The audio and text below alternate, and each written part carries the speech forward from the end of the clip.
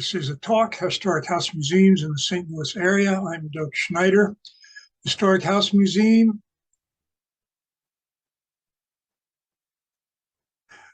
It's something that was built as a house and are restored for the public to visit or to admire. And usually maintained by a civic organization or some government entities, sometimes private individuals. And we'll look at historic house museums that are within a 35-mile radius of St. Louis City Hall. So that's the territory. It's going to start with the oldest, 1737. How long ago was that? 285 years. And what century was that? 18th century. And this is the Saussure House, built as a house in 1737. And here's the interior. Notice the logs in this house. Are they vertical or horizontal? And the answer is vertical, which means this is French colonial architecture using vertical logs rather than British colonial architecture, which are horizontal logs. It was built as a house. However, it then became a courthouse, and then it became a meeting hall, and then it became a house again, and then it became a historic landmark. And the historic landmark is given the name Cahokia Courthouse in Cahokia, Illinois. Now, this building was moved to Forest Park in St. Louis, then moved back to Illinois. Why was it moved? I'll give you a hint. The year was 1904, and the event was the 1904 World's Fair. 1772, this is the James Moore Cabin. It is over in Waterloo, Illinois. You see a bunch of Cub Scouts. What are these scouts going to do to the cabin? They are going to chink it. Well, hi there, I'm Noah Bradley with HandmadeHouses.com. Welcome. Today I'm going to answer the question, what is chinking? Stay tuned.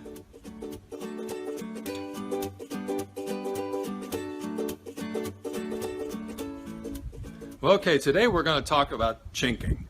Chinking being the filler, the stuff you see on the log cabin behind me that isn't log. The gap in between the logs is what we refer to today as chinking. Now, historically, what you were seeing would actually have been called daubing. Okay, so this cabin, first American white child born in Illinois. Okay, and you see the logs are horizontal, so James Moore would have been British. There's a little house also near that cabin. This is the Bellefontaine House. It's 1782. There's that house there, and that is in Waterloo, Illinois. Waterloo invites you to take a drive back in time. Okay, leaving Waterloo, we're going to go now take a step back, 1782, to the Utz-Tesson House. That is in Hazelwood, and it's in Brooks Park. And you can see that Brooks Park has a number of historic houses and buildings in it.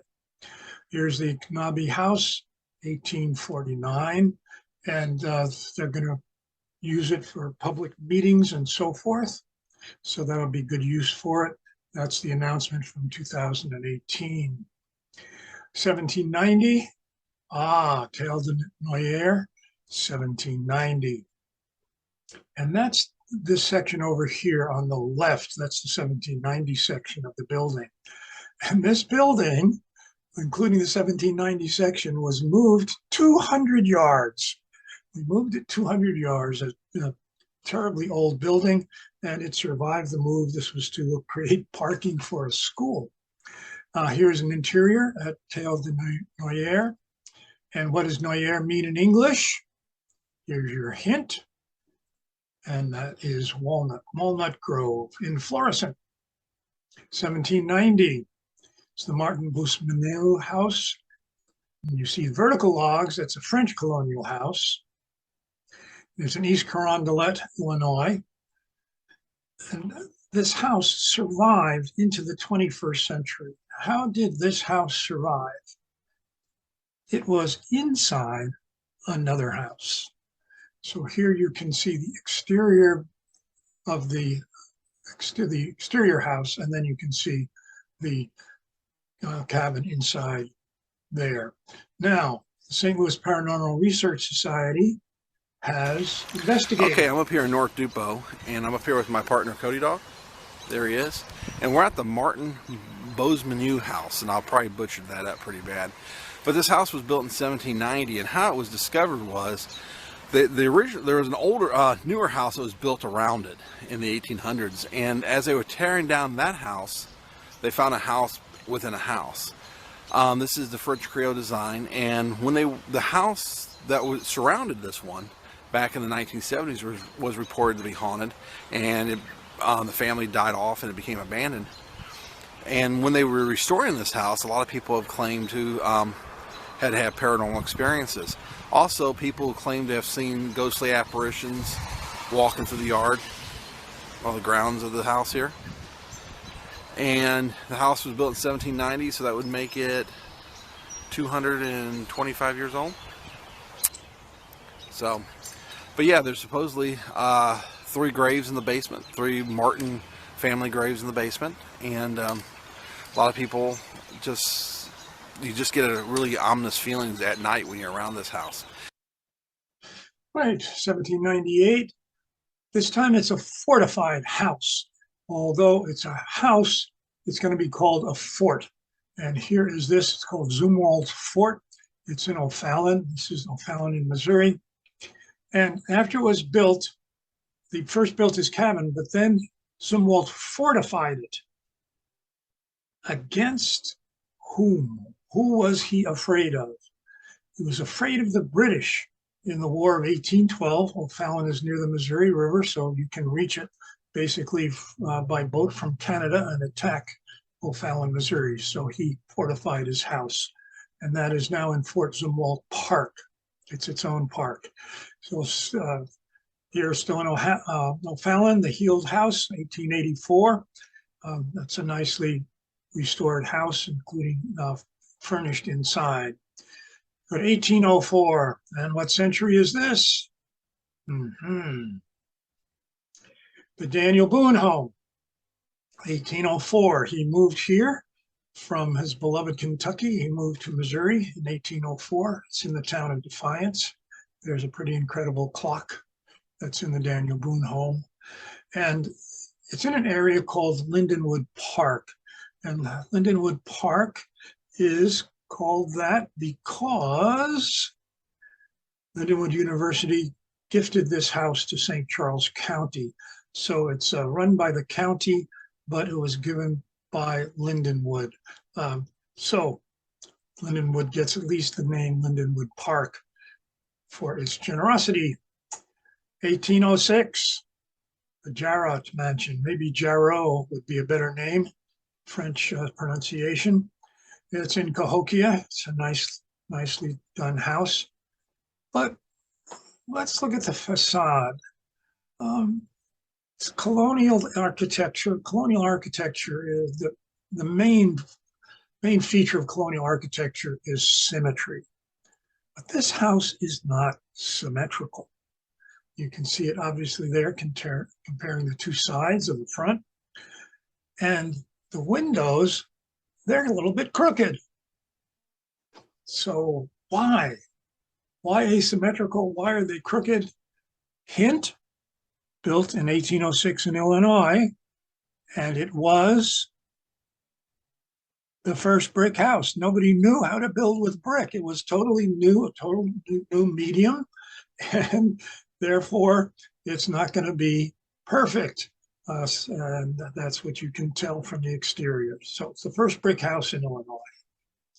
1808, Illinois, by the way, was settled from the west, not settled from the east. It was settled from the west because of the Mississippi River. Thomas Sappington House, back in Missouri, 1808. But is it in Sappington, Missouri? Sorry, it's in Crestwood, Missouri.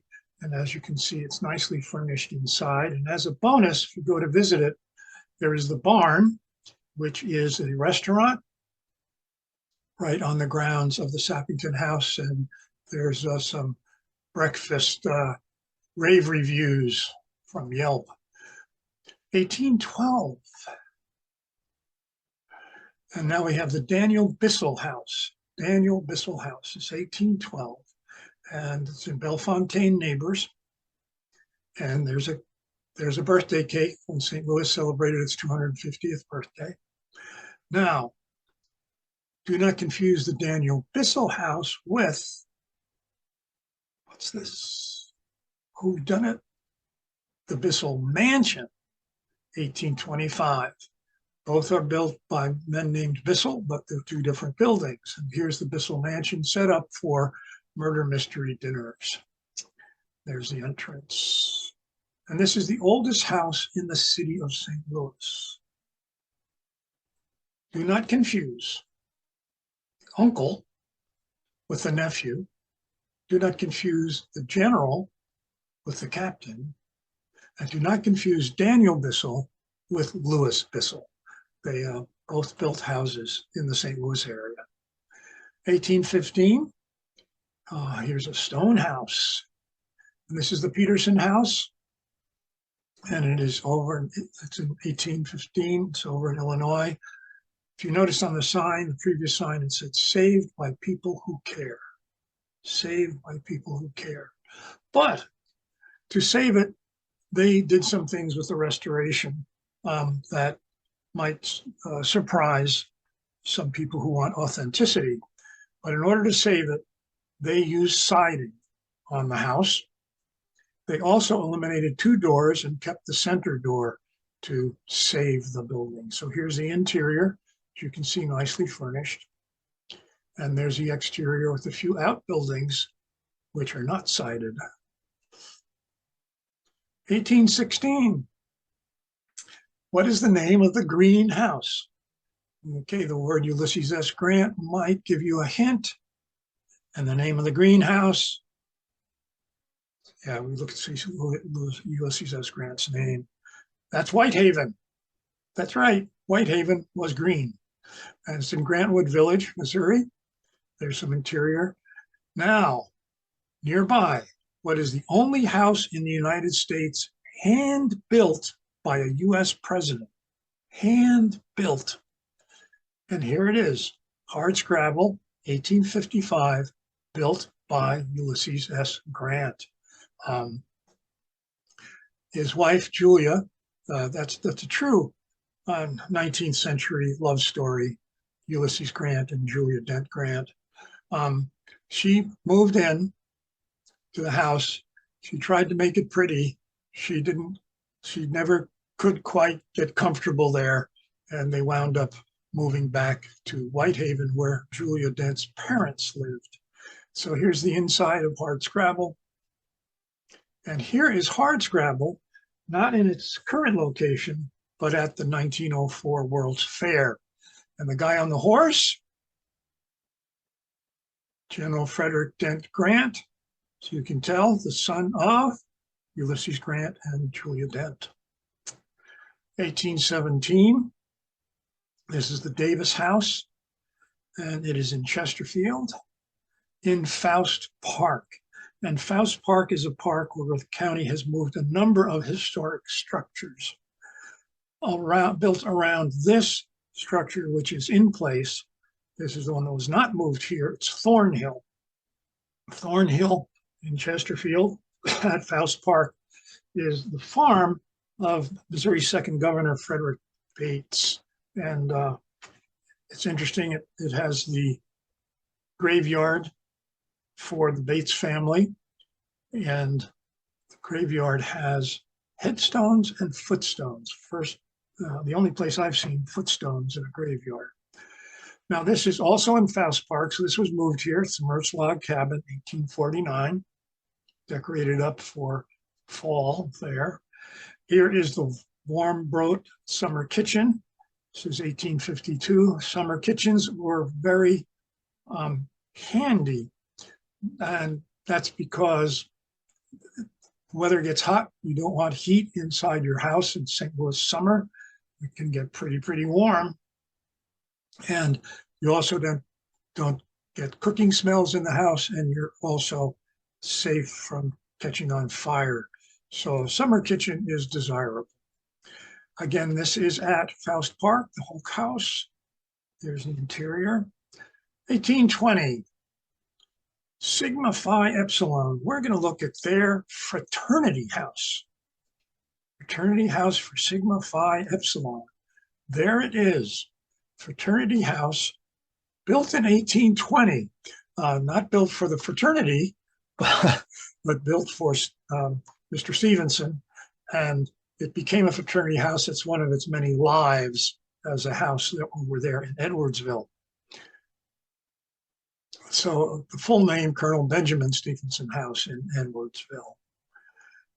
1820, what is the team name of the schools in Hamel, Illinois? So what are they going to wear on their t-shirts and their uniforms? What are we going to call the teams? Well, going to give you a hint. This is a talk on historic house museums, and historic house museums are often small. So in Hamel, the nickname of the schools and the school teams, the Hamel Log Cabins, and you can buy a sweatshirt. And here is the actual Hamel School Log Cabin, 1820. Also 1820, the Shapley Ross House. Look at this, very, very well preserved. It's in Moscow Mills. And the stonemasonry, as you saw, is just still nicely in place. But it wasn't common to use stone as a building material. There's another look at that wonderful stone facade. 1829, this is the Clester Log Cabin, and that is in Conway Park. Conway Park, again, is a park where historic buildings have been moved in Creve Coeur. Creve Coeur, translated to English, broken heart. Hackman Log Cabin is also there, 1842, in Creve Coeur and that park. Now, 1830. Oh, this is built in 1830. It's out in St. Clair County. Nope, that's in Belleville, and it was built for a German. So in 1851, we're now getting Germans into the Missouri and to the St. Louis area due to the revolutions of 1849 and due to a book that was published by a German who came to Missouri in the 1830s and wrote a book and raved about it to get Germans to move to the United States, actually. So that's over in Edwardsville. All right. Who is this famous author? I'll give you a hint. Please, sir, I want some more. And that's Charles Dickens. Charles Dickens came to St. Louis, and we were all very happy to have him here. And they asked Mr. Dickens what he would like to see while he was here. We thought, of course, he would want to see the Mercantile Library, or perhaps some sort of important, impressive building that we had built. But Mr. Dickens said he wanted to see a prairie. So they took him to a prairie. And this is the Looking Glass Prairie. It's chapter 13 in his book on his visit to America. And they stayed at the Mermaid House, which is still in existence. It's in Lebanon, Illinois, built by a retired sea captain. And Charles Dickens said, returning to Lebanon that night, we lay at the little inn at which we had halted in the afternoon.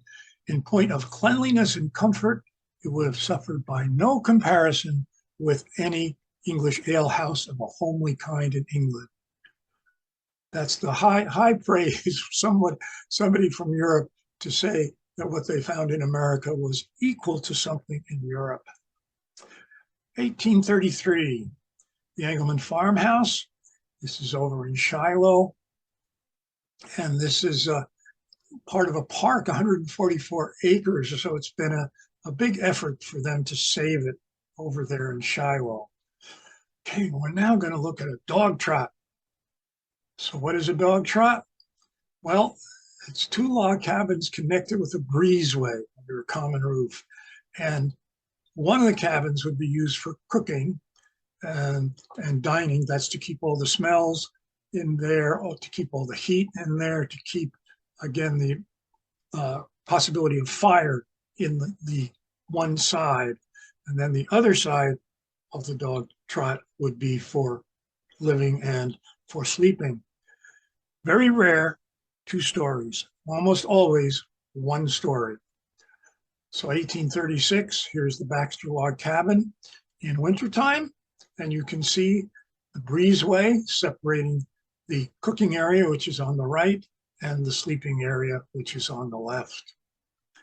And there it is in summertime, Manchester, Missouri. 1845, Daniel Dove Collins. There's the Daniel Dove Collins house in Collinsville. And that makes you wonder, was Collinsville named after Daniel Dove Collins? Sorry, it was named after his cousins. 1845, Eugene Field house. Eugene Field wrote children's poetry. Here's a collection of his books. Then you can go to the house where he grew up, where his father was the attorney, the defense attorney for Dred Scott, the Dred Scott decision. But if you go to visit the Eugene Field house, you have a bonus. You look over there on the left, that brand new building is the Eugene Field Toy Museum.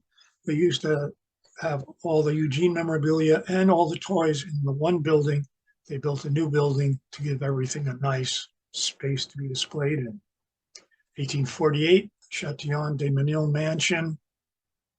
1848. Okay, here we are inside. Lovely, lovely inside. Furnished all that way. They like to hold events there, so consider that for some kind of event. You like a very nice surroundings.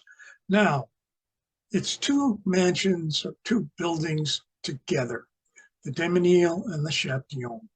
So here's the Chatillon. Chatillon Mansion was built by Henri Chatillon, who was the guide that took Francis Parkinson, the Harvard professor, on the Oregon Trail. And Parkinson wrote the book called The Oregon Trail, which was a big, big 19th century bestseller.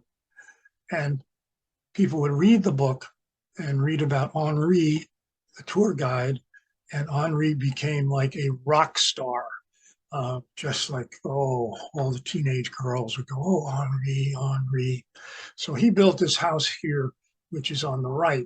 But then the de Menils came.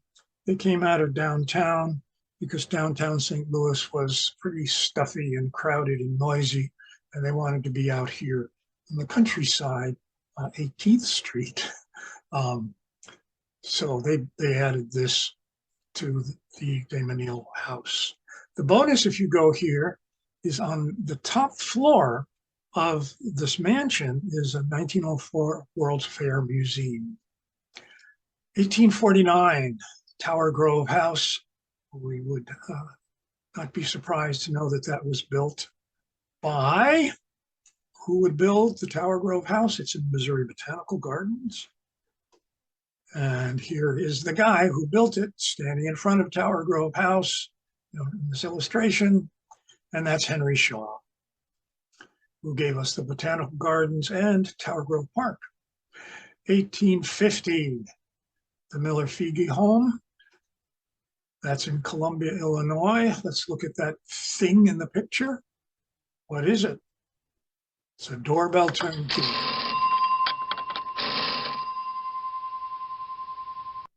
So that's what your doorbell sounded like back then in the middle of the 19th century.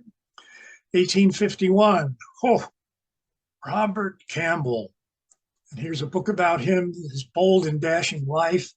He was a mountain man and became a millionaire, which is true. And here is his house, 1851. How many rooms in this house? For this, I'll give you 4 possible answers, 11, 21, 33. Oops, that's 3 possible answers. In this house actually has 33 rooms, 33 rooms. And here's the dining room. And a US president had dinner in this dining room.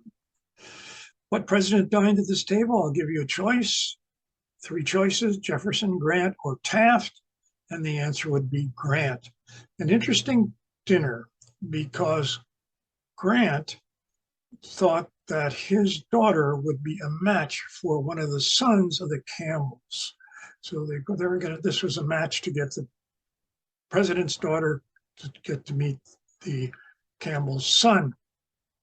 Turned out the two didn't get along. They were not impressed with each other, which was excellent result for the Campbell son, because Grant's daughter wound up expatriating and becoming a British subject. And she left the United States and became a British subject. So she was kind of a wild woman, and good thing that the Campbell son didn't become infatuated with her. So Grant was at the table in that house. The bonus in the house is something special, in that the furniture that you see in the house is exactly the same furniture that house had in the 1850s. And this, all this time, not only has the furniture stayed in the house, it stayed in the same place in the house. It wasn't moved. And the reason it wasn't moved is that after the Campbells died, the mother and father, 3 sons were in the house. 1 son went over to Europe and died in Paris. The other 2 sons were distraught, and they never left their house.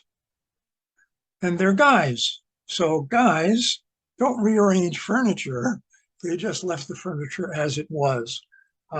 Obviously, those 2 guys died one after the other.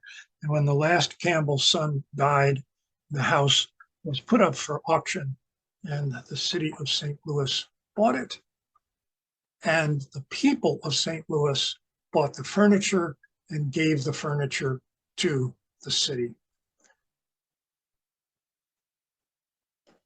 And not only is that furniture there in the original spot, but we know it's in the original spot because one of the Campbell's sons, one of the Hermit sons, got interested in photography. They had money, so he sent a servant out to buy a camera, and he took pictures. Well, if you're a hermit, what are you going to take pictures of? Obviously, you're going to take pictures of the house because you're not going to wander around. You're a hermit.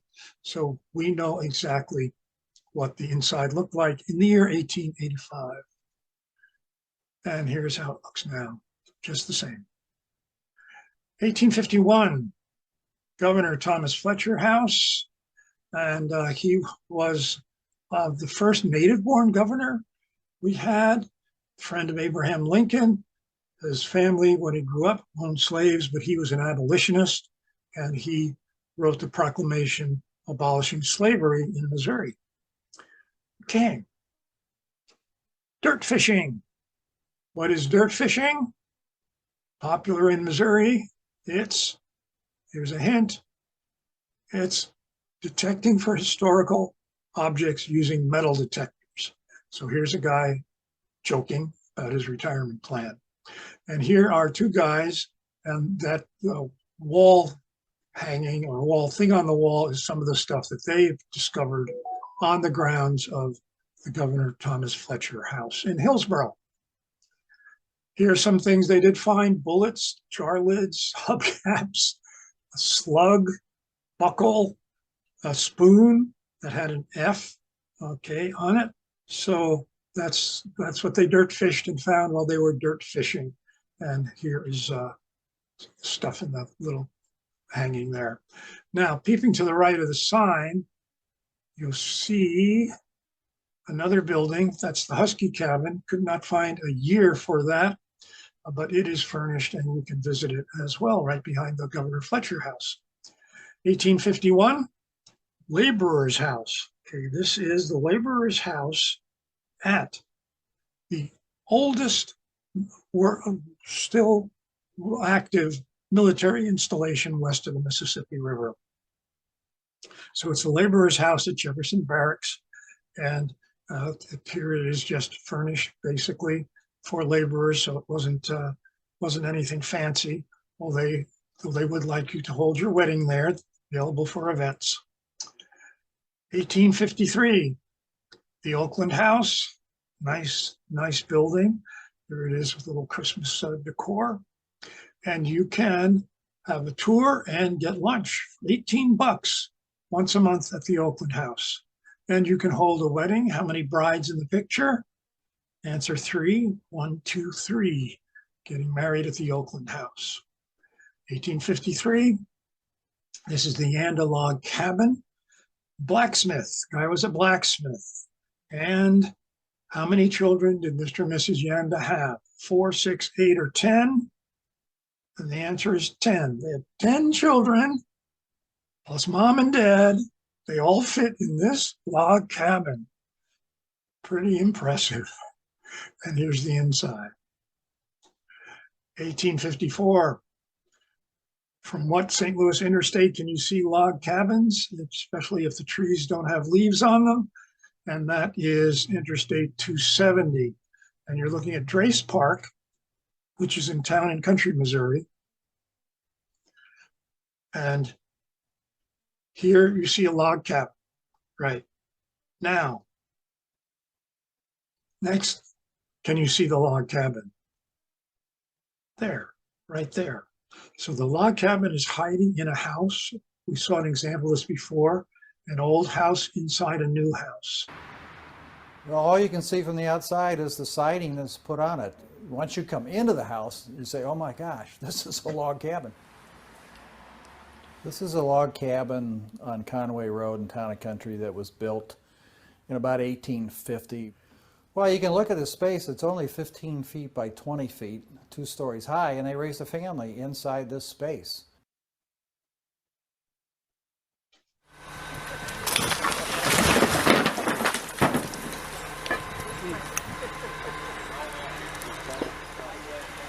Swing it this way.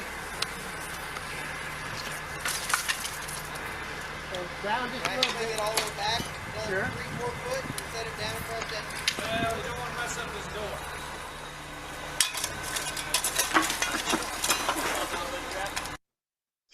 And they rebuilt the cabin. As you can see, they had to take it down to rebuild it.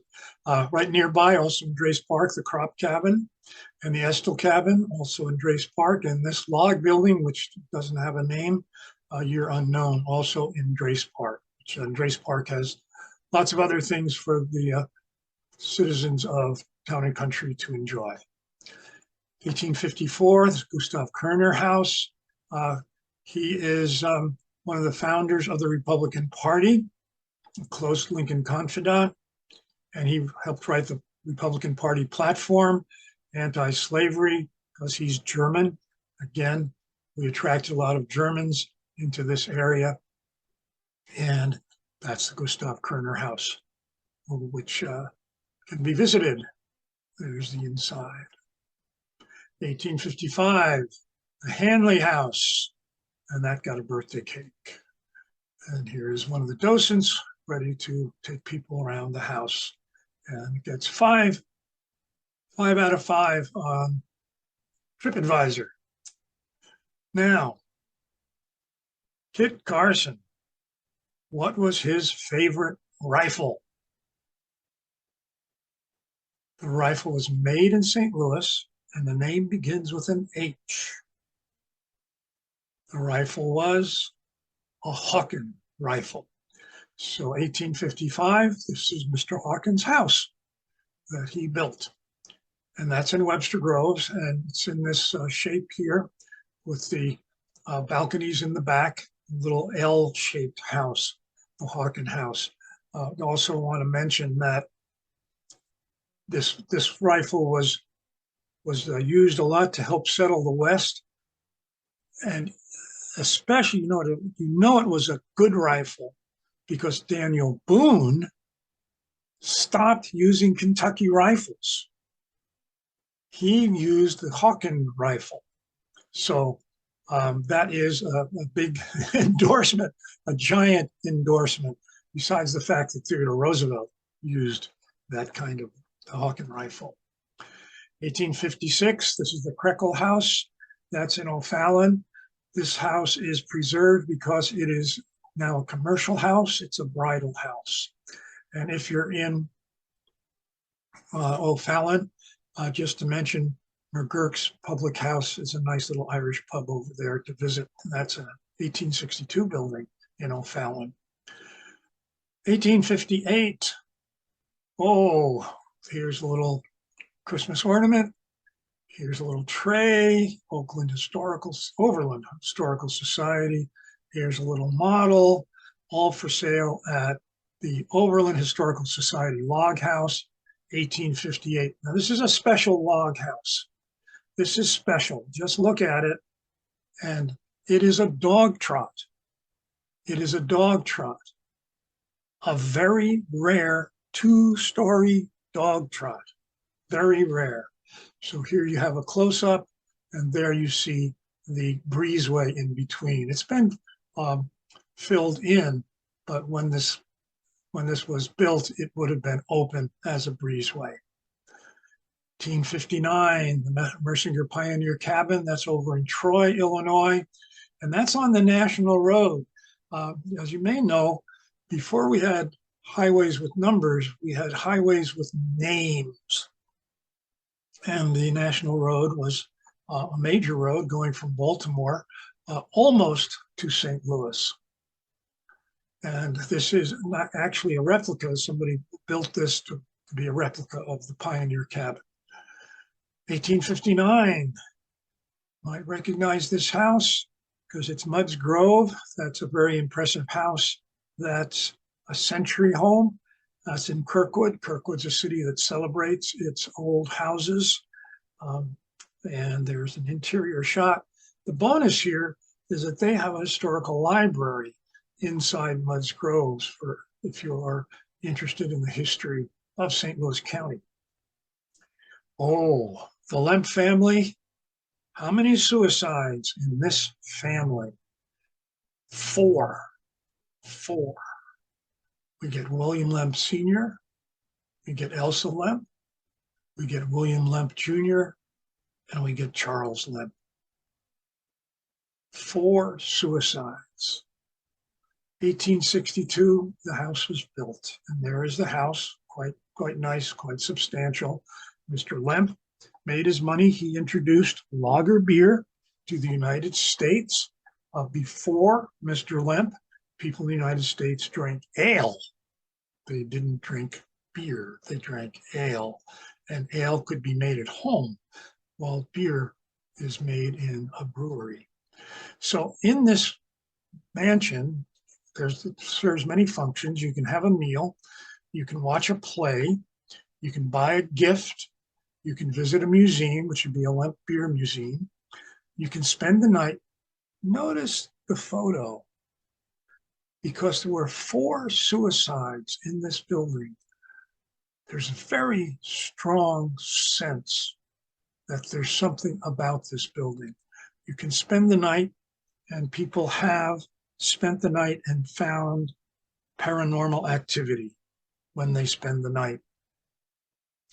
You can also take a tour.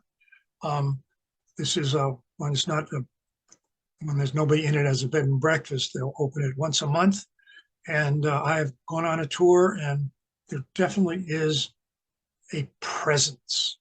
It just feels special to be in this mansion. 1863, the Burger Keel House. This house is a salt box. What is a salt box? Well, it's a traditional New England style of house. Got a long pitched roof in the back, and it's 1 story in the back and 2 stories in the front. We have, I live in Valley Park. We have 2 salt boxes here, but they're not very common in the St. Louis area. But this one over in Muscuda is you can see it's definitely a salt box. 1866. Okay, we have a Victorian Home Museum. built for a wealthy Bellevue family in the Victorian era. That's Belleville, Illinois. So here is the Victorian Home Museum in Belleville, and it's a little wild wallpaper there. And they got a birthday cake. 1867 on the Mississippi River. So somebody has a nice house overlooking the Mississippi, and it's the Anheuser estate. This guy is a brewer. As you can guess, he bonded with the Bush family, great Anheuser-Busch, but he had his estate down there in Kimmswick. And they did all their business, all their entertaining up in St. Louis. This was an estate just for the family. And you can go and visit. But the bonus is you'll see horses there. And that's because the stable, which still stands, is used for therapeutic horse therapy. They take children who have special needs and they bond with horses, they ride with horses, they gain confidence with these horses, and that's at the Anheuser estate in Kimmswick. We're now at 1867. There's Interstate 270 driving east. There's that house. Driving west, there's that house. And what house is it? The John V. Myers house. It's 1867. It's now a yarn shop. It's in Florissant, and yes, it's haunted. 1870, Payne Gentry House. Speaking of haunted, okay, that's in Bridgeton, and this is a house that was a doctor's house, so it had the doctor's office in it. So it's the only example we have of a historic house that was also a doctor's office. Now, is this haunted? Because, I mean, sick people were there, people died there. Is it haunted? Well, instead of asking me the question, let's look at the first. 3 answers to that question. Is it haunted? Over on the left, the hardcore skeptic is going to say no. The balanced person is going to say, well, maybe, show me evidence. The true believer is always going to say, yes, it's haunted. So who are we going to ask? We're going to ask Jean Curl. Jean Curl is a tour guide, and here's an example of a tour bus.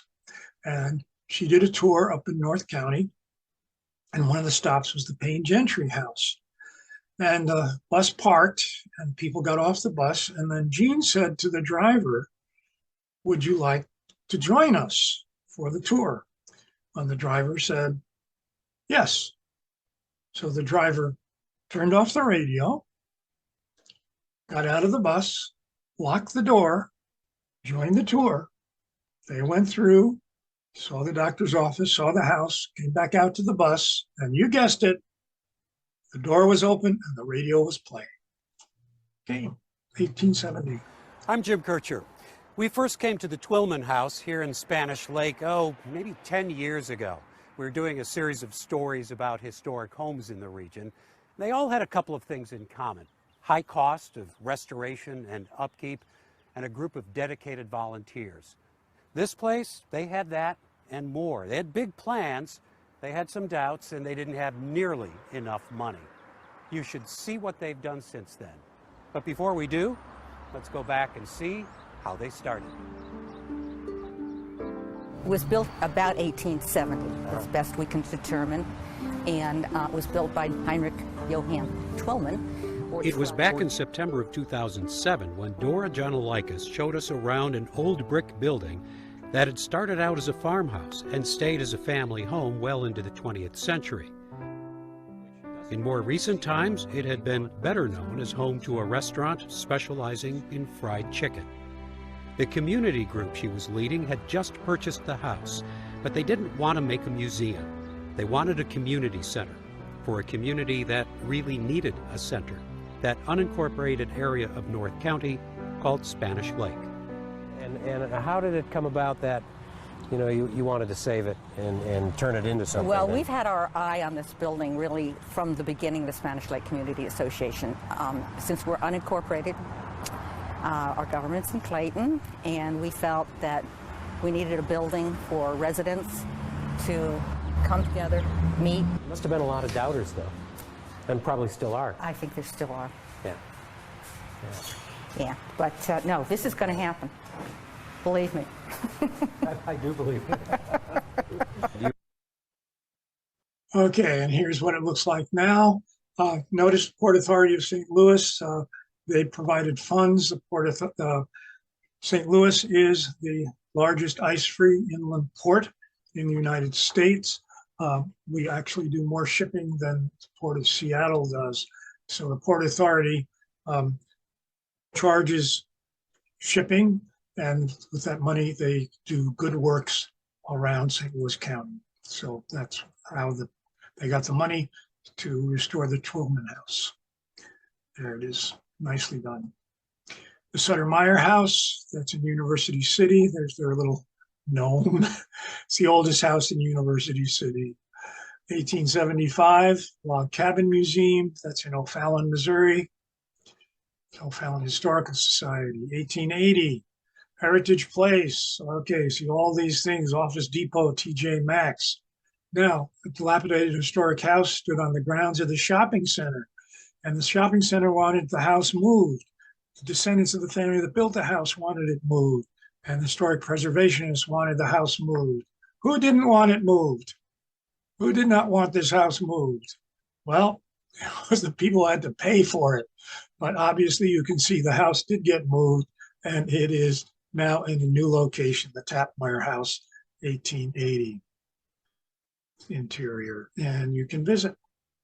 1882, the Dielman Kaiser House. Whoa, there it is in this old photograph down there in South City.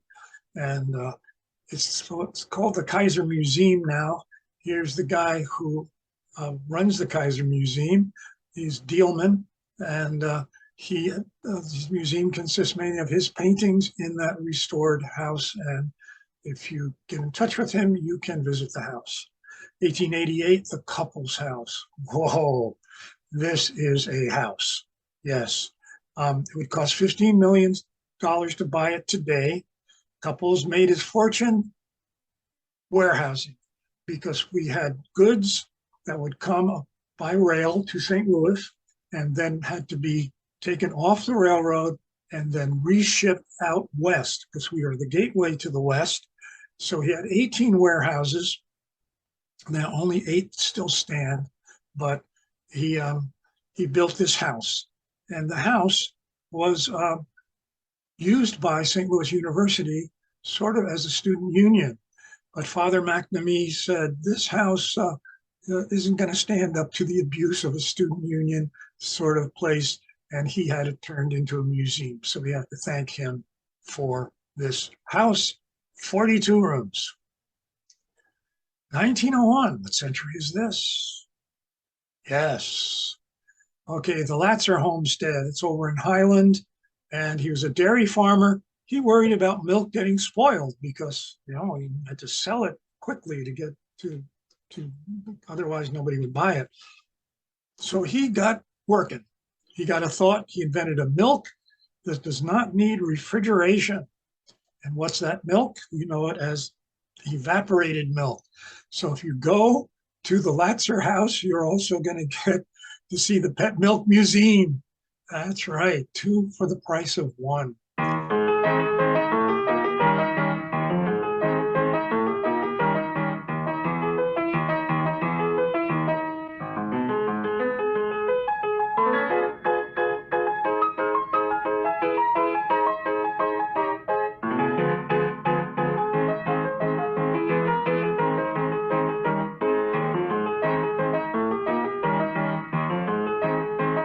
Scott Joplin House, 1902. What would you expect to find in this house? You'd expect to find a piano. Yes. And why quotation marks 1902? Because Joplin lived in it only for 4 years. Reno National Historic Landmark, made by the local African-American community. Okay, a little ragtime music there. 1908, welcome to Magic Chef. What does Magic Chef make?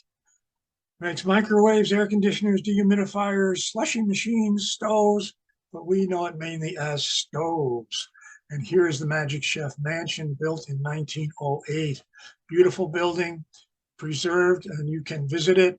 But here's the example of the stove, of a traditional Magic Chef stove. Look at these wooden floors. Oh, wonderful wooden floors.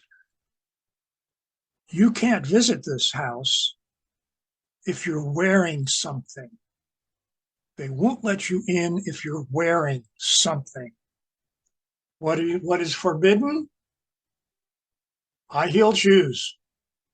They won't let you in. 1929, the Nims Mansion. It's in Bee Tree Park.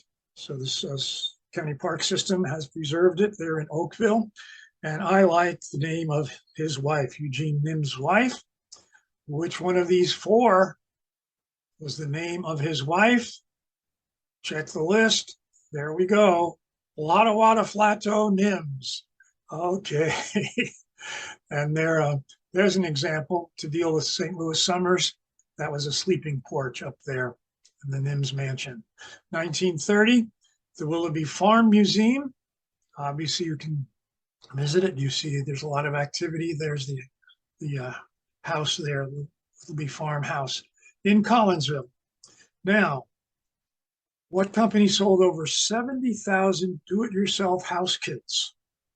Yes, you get a kit and you put the house together yourself, and that's Sears.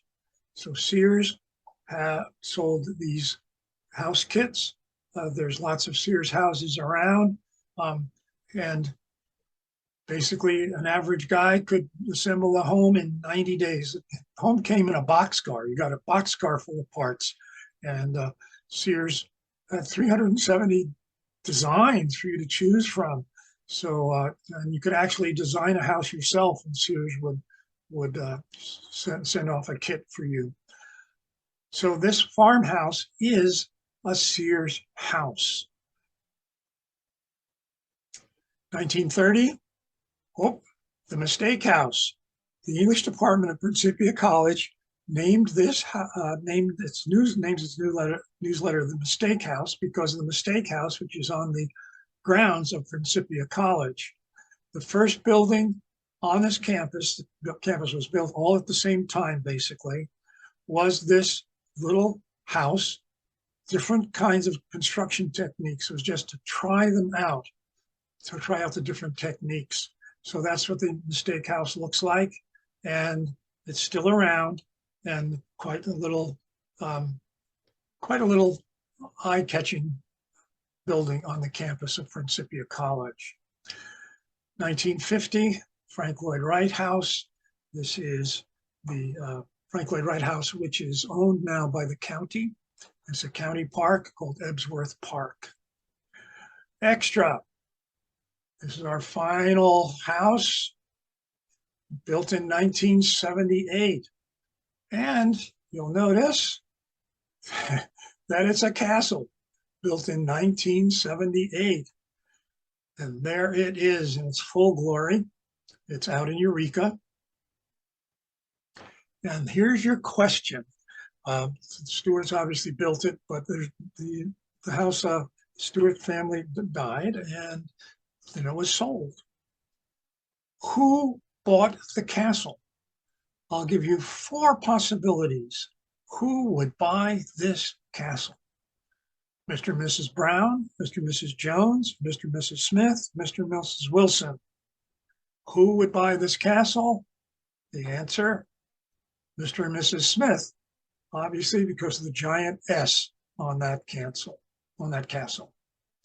So I also want to mention I do have a Pinterest board. If you're on Pinterest, ask for Historic House Museums in St. Louis, Missouri, and you'll get all of these plus a link to their websites on the Pinterest board. So this is Historic House Museums in the St. Louis area.